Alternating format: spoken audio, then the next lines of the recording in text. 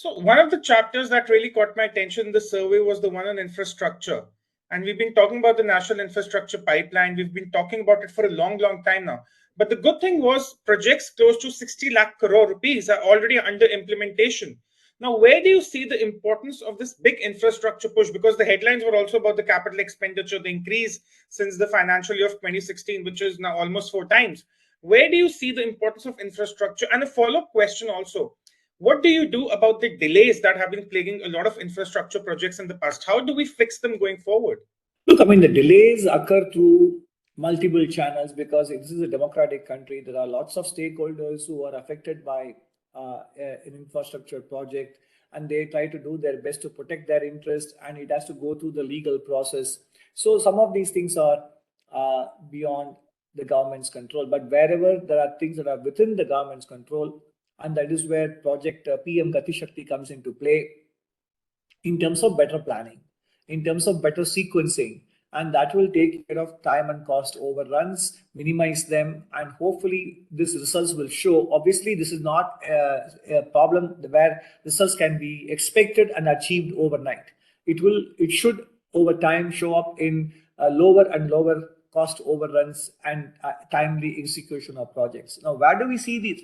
Coming to the first part of your question, where do we see infrastructure coming into play? Obviously, in the first decade of the millennium, Indian economic growth was very much facilitated by a global economic boom. But now the global economy isn't booming and it is struggling.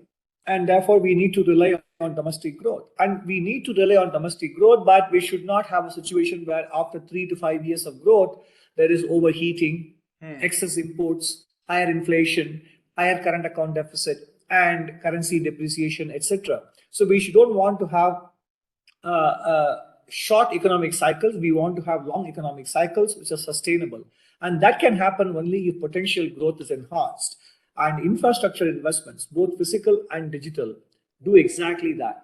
They are meant to enhance the productive potential so that the non-inflationary growth of the economy keeps moving higher. And even when we achieve those growth rates in reality, we are able to sustain them over longer period. And that is the significance of the infrastructure investment. Wonderful. The final question, one of the interesting chapters was on the social infrastructure, social digital infrastructure, and you mentioned about the direct benefit transfer. And this is something we've seen evolve over the last 8 years. People have got their bank accounts, their toilets, their cylinders, you name it, and they've got it.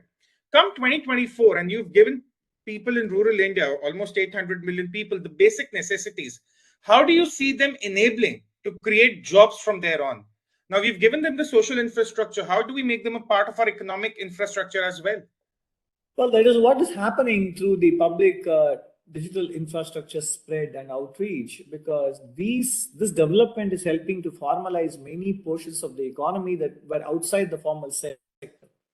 Now they see the benefits of joining the formal sector. The digital footprints that they create, even for small denomination payments, is bringing them into the formal economy fold, and that increases their opportunities both with respect to markets and with respect to finances. And you take the example of, let's take GST, for example.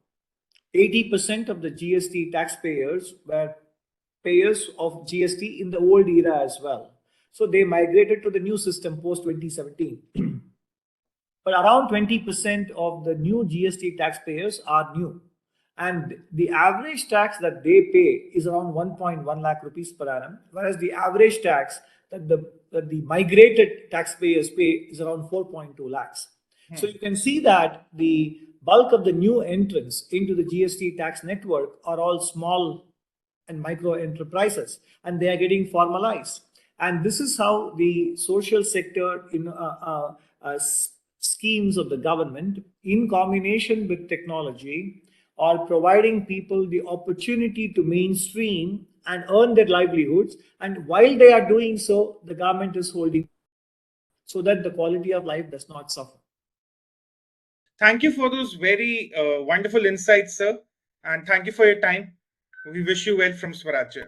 Thank you very much. I'm happy to have had this conversation with you, Tushar. Wish you all the best in Swarajya too. Thank you. Thank you.